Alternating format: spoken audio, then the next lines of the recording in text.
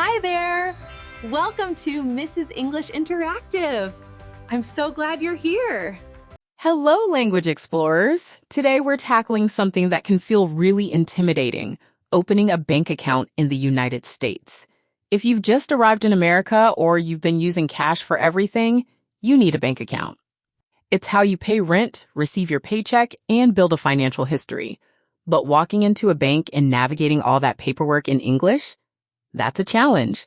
By the end of today, you'll know exactly what to expect, what documents to bring, and how to handle every question the banker asks. Let's follow Maria and Marco into the bank. All right, Marco, this is First National Bank. You ready? I think so. I've been putting this off for weeks. Every time I walk past a bank, I get anxious. That's totally normal. Banks can feel formal and intimidating, even for native speakers. But here's the thing. Bankers want your business. They're going to be nice to you. Really? Of course. You're a potential customer. They want you to open an account. Now, let's talk about what's going to happen. First, when we walk in, there will probably be a greeter, someone near the door who asks if you need help. What do I say to them? Just say, "Hi, I'd like to open a new account, please." Simple and clear. They'll point you to a banker or have you take a seat. I'd like to open a new account. Got it. What kind of account should I get? You'll want a checking account. That's your everyday account for paying bills, buying groceries, and using a debit card. Most people also open a savings account at the same time. What's the difference? A checking account is for daily spending. Money goes in and out constantly. A savings account is for money you want to set aside. It usually earns a tiny bit of interest, and you're not supposed to withdraw from it as often. Interest? Like the bank pays me? Yes, but don't get too excited. Savings interest rates are usually very small, maybe 0.5%. The real benefit is keeping your spending money separate from your savings. Okay, so checking for spending, savings for saving? Makes sense. What documents do I need? You'll need a valid photo ID. Your passport works perfectly. A social security number or an individual taxpayer identification number called an ITIN, and proof of address, a utility bill, a lease agreement, or a piece of mail with your name and address on it. I don't have a social security number yet. I'm still waiting for it. That's okay. Many banks accept an I-10 instead, and some banks will let you open an account with just a passport and proof of address. It depends on the bank. That's something we can ask about. Okay, I have my passport and my lease. Let's go in. There's the greeter. Go ahead. Hi, I'd like to open a new account, please. Perfect. See? They're smiling. They're going to seat us with a banker. Okay, the banker's name is Jennifer. She seems nice. Just be honest and clear. She's going to ask you questions. If you don't understand something, it's perfectly fine to say, "Could you explain that?" Or, "What does that mean?" Hi, Jennifer. I'd like to open a checking account and maybe a savings account too. She's pulling up her computer. She'll start by asking for your documents. Here's my passport and my lease agreement for my apartment. She might ask about your social security number next. I don't have a social security number yet. I have an ITIN though. Is that okay? Good. She said yes. She's typing it in now. See how easy that was? She didn't make a big deal about it at all. Banks deal with international customers all the time. It's routine for them. Now she's going to ask about your initial deposit. Initial deposit? What's that? The money you put in to open the account. Some banks require a minimum, like $25 or $50. Others have no minimum at all. How much do I need to deposit today? She said $25 minimum for checking. That's very standard. I brought $200. Can I deposit that?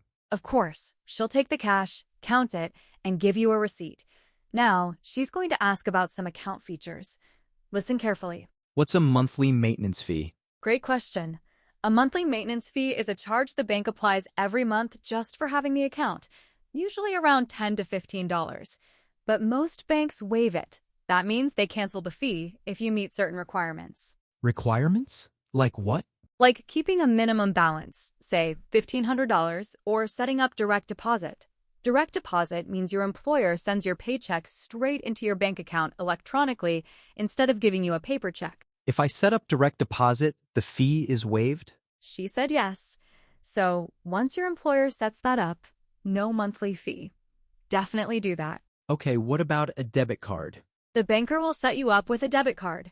It looks like a credit card, but it pulls money directly from your checking account. You'll get a temporary card today, and the real one arrives in the mail in 7 to 10 business days. Business days? Business days means Monday through Friday, excluding holidays. So 7 to 10 business days is about 1.5 to 2 weeks. And what's a PIN? Your PIN is a personal identification number, a 4-digit code you'll create right now. You'll use it at ATMs and sometimes when paying at a store. Choose something you'll remember, but that nobody can guess. Not my birthday? Correct. Not your birthday, not 1234, not 0000. Something only you would know. Can I also set up online banking? Smart thinking. Online banking lets you check your balance, transfer money, and pay bills from your phone or computer. She'll help you set up a username and password right now, and you can download the bank's app later. What about mobile deposit? My roommate said something about taking pictures of checks. Yes. Mobile deposit lets you deposit a check by taking a photo of the front and back with your phone. You endorse the check. That means you sign the back, write "for mobile deposit only" underneath your signature, and snap photos. The money shows up in your account within a day or two. That's incredible. No waiting in line? No waiting in line. Now, she's asking if you want to add overdraft protection. This is important. Overdraft? What does that mean? An overdraft happens when you spend more money than you have in your account. For example, if you have $50 and you try to buy something for $60, you've overdrafted. Without protection, the bank charges you a fee, usually around $35. That's a huge penalty. $35 just for going a little over? Unfortunately, yes. Overdraft protection links your checking account to your savings account. If you overdraft, the bank pulls money from your savings to cover it instead of charging the big fee.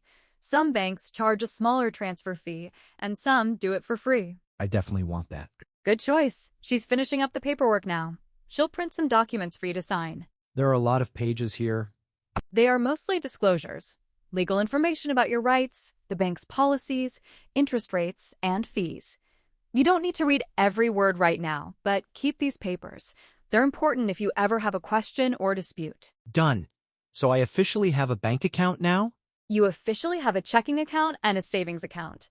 She gave you a receipt for your $200 deposit, your temporary debit card, and a folder with all your paperwork. I feel like a real adult. A real American adult. You are. And the next step is to set up direct deposit with your employer. Ask your HR department for a direct deposit form. Fill in your new account number and routing number. Both are on this paper right here. And you're all set. What's a routing number? A routing number identifies which bank you use. Your account number identifies your specific account at that bank. Think of it like a mailing address. The routing number is the zip code, and the account number is your street address. Routing number equals zip code, account number equals street address. Got it. One last tip. Download the app tonight and set up alerts. You can get a notification every time money goes in or out of your account. That way, you always know your balance, and you'll catch any suspicious activity immediately. Suspicious activity? Like someone stealing my money? It's rare, but it happens. If you ever see a charge you didn't make, call the bank immediately. They'll freeze your card and investigate. The important thing is to check your account regularly. Maria, thank you so much. I've been stressing about this for weeks, and it took like 30 minutes. That's how it always is. The anticipation is worse than the actual experience. And now you've got a bank account, a debit card, and you're about to set up direct deposit. You're fully set up. Wonderful work, Marco, and great job to everyone at home. Let me recap the key vocabulary from today. First, a checking account is your everyday spending account. A savings account is where you set money aside. Your debit card pulls money directly from checking. Second, an initial deposit is the money you put in to open the account. A minimum balance is the lowest amount you should keep to avoid fees. And direct deposit sends your paycheck electronically into your account. Third, important terms. Your PIN is your 4-digit secret code. Your routing number identifies your bank. Your account number identifies you. And overdraft means spending more than you have. Pronunciation tip. The word account has the stress on the second syllable, account, not AC count. And deposit has the stress in the middle, DPOS it. Listen for those stressed syllables. They're what native speakers lock onto. Politeness tip: when you're at a bank and you don't understand a term, don't be afraid to ask. Saying, "Could you explain what that means?" is completely professional and expected. Bankers use a lot of jargon, and good ones are happy to clarify. Now, let's practice some shadowing together. Repeat after me slowly. I'd like to open a checking account, please. Nice and clear. I'd like to open a checking account, please. One confident sentence. Now faster with natural rhythm. Could you explain what a monthly maintenance fee is? Notice how could you blends into could you and whata sounds almost like wada. That's natural connected speech. Try it. Could you explain what a monthly maintenance fee is? And for advanced explorers, I'd like to set up direct deposit and overdraft protection, and I'll need my routing and account numbers for the form. That's a long one.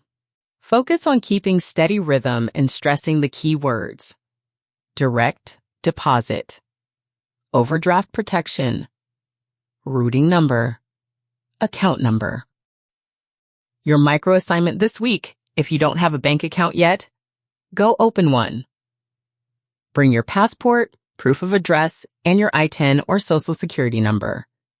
If you already have an account, try downloading your bank's app and setting up balance alerts. Every interaction with your bank is practice. And remember, progress over perfection. See you next time, Language Explorers.